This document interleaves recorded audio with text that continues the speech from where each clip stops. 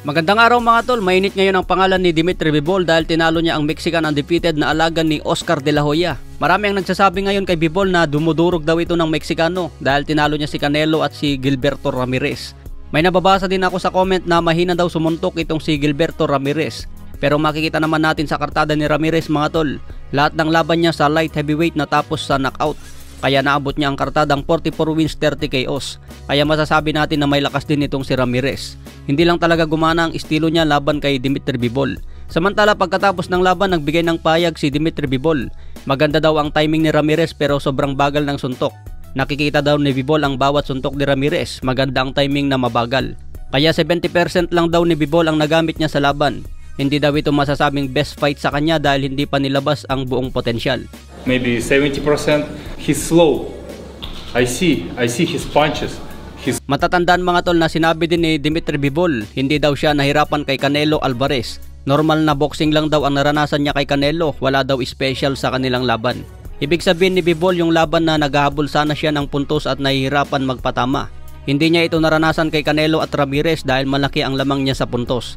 Sinabi naman ni Eddie Hearn na may magandang plano siya para kay Dimitri Bivol. Pwede daw bumaba si Dimitri Bivol sa super middleweight 168 pounds para labanan si Canelo sa undisputed. Ibig sabihin ni Eddie Hearn si Dimitri Bivol naman ang bumaba ng division. Dadayuin niya si Canelo para depensahan naman ni Canelo ang kanyang 4 na major belt. Wala na daw rason mga tol kung matalo pa si Canelo dahil si Dimitri Bivol na ang dadayo sa kanyang division sa super middleweight. Ngayon kung maagaw daw ni Bivol ang mga titulo ni Canelo, babalik daw si Dimitri Bivol sa light heavyweight para labanan naman si Artur Beterbiev para sa undisputed.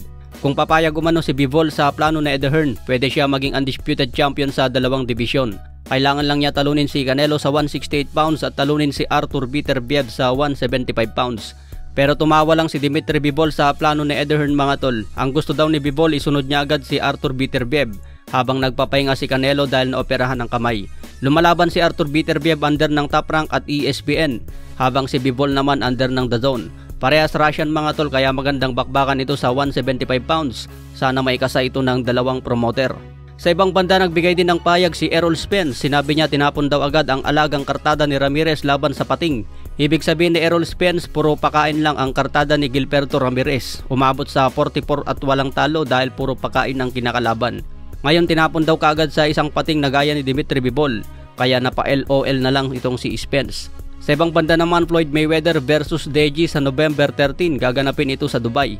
Panibagong YouTuber na naman ang bibiktimahin sa exhibition. Easy lang kay Mayweather kumita sa isang laban mga tol dahil maraming sponsors. Wala naman kailangan patunayan si Mayweather kaya abang na lang po natin sa November 13. Hanggang dito na lang muna tayo mga tol. Maraming salamat po.